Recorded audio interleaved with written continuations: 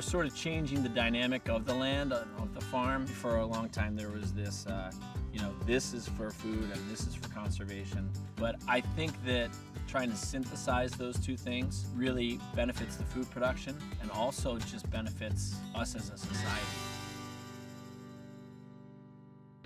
We are at Rancocas Creek Farm in South Hampton, New Jersey. It's a 72-acre farm under the state and county Farmland Preservation Program, and it's owned by the Pinelands Preservation Alliance, a real beacon of conservation and of educating people. They're probably the preeminent organization working to conserve New Jersey's 1.1 million acres of pine lands.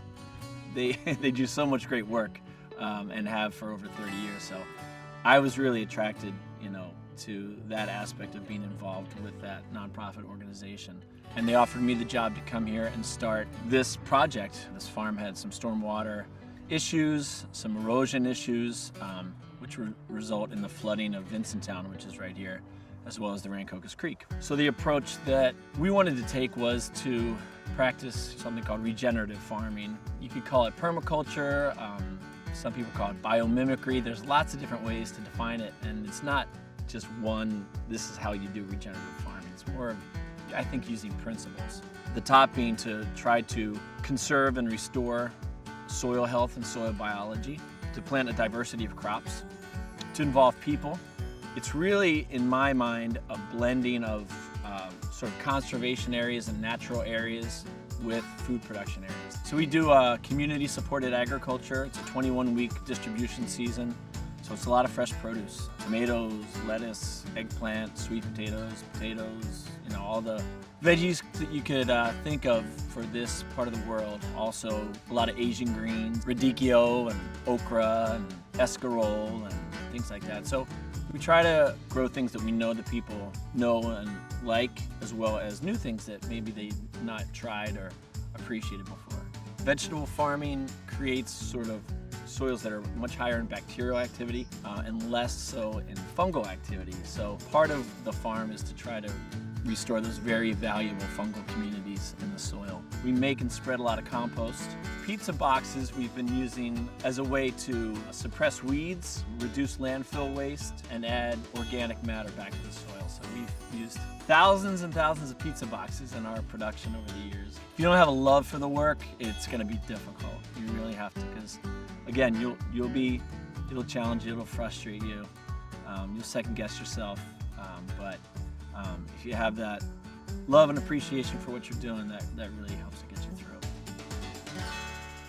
It's supposed to be very cold tomorrow night. Tomorrow night looks like the freeze night. So that's it. So peppers we got to get by before Wednesday night. Beans, same thing, last call. Honestly, it's really an honor anytime I get called like a farmer. It's still kind of funny because I grew up in the burbs and, I really didn't start farming until I was almost 30. But I take a lot of pride in that. There's so many farmers that I've just grown to really respect and appreciate and rely on, and being a part of that community, I think, has been very appealing. 2023, we're at quite a point in human history, and I think we have to really figure out how we're going to live on this planet in a way that is sustainable. There's always threats to conservation, development, pipelines, all sorts of things. And climate change, bringing in some more extreme and unexpected weather and delays in things like shorter winters, and those are all very concerning. Trying to figure out that puzzle is exciting, and I just think it's really important. I think this is one of the great causes of our time. You can't just conserve a bubble. Everything affects everything. Sort of what we're trying to establish here is a habitat that also enables us to grow a lot of high quality food. But yeah, a diversity in sort of ecosystem is usually pretty good for diversity of bird and animal life. My first year here, my first couple months, I helped establish a 3.5-acre meadow that my colleague had gotten funding for. So it's 17 or 18 species of native grasses and broadleaves. And meadows are habitats that really have been taken on the chin for the last 50 years. and there are certain species of bird and insect that rely. We have over 70 pairs of purple martins, and they eat a lot of bugs, and they migrate to Central and South America, and every April they come back, and that's super exciting. When we're walking around the farm, we see people with binoculars.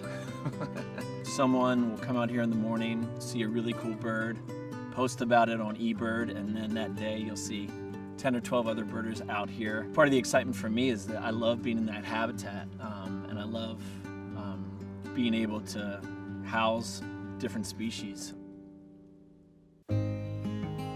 I think farming is at the nexus of climate change, both in terms of being affected by climate change and being able to positively or negatively affect this issue. So I just feel like it's an important place to be.